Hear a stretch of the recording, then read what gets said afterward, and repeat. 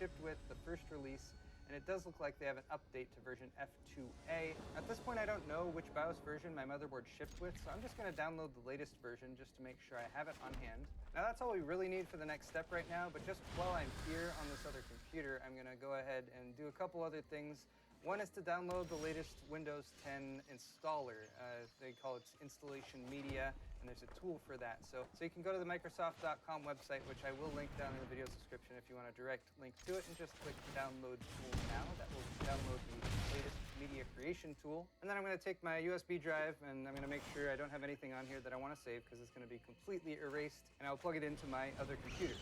By this point, you may have noticed that I'm not actually using this laptop. I'm just using it as a visual aid, doing everything in my other system over here. With my USB drive plugged in, I go to my downloads folder and I'm going to launch the media creation tool that I just downloaded. And now, as with many steps in this process, we will have a short wait. Read the license agreement thoroughly and hit accept. And now we have the option to upgrade the PC we're on or create installation media. We want to create the installation media, and we'll use the default settings, Windows 10 and 64-bit. You can create an ISO file that you can burn a DVD with, but nobody does that anymore. Let's just use the USB flash drive. We'll hit next, and there's only one USB flash drive connected to this system that is viable, so we'll select that and also hit next. Now it's going to erase everything on that drive, reformat it, and make it into a Windows 10 installation media device.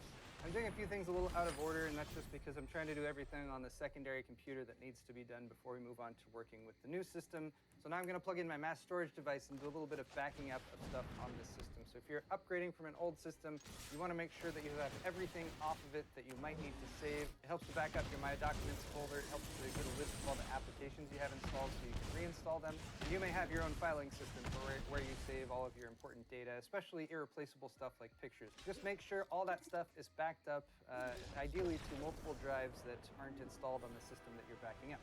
I'm going to plug this in real quick. Just passed 69% on setting up the Windows 10 installer, and look, we have a nice, clean, empty drive to back up stuff with. Now, you might have multiple drives connected to the system, so just reality check. I'm going to be backing up to this new drive.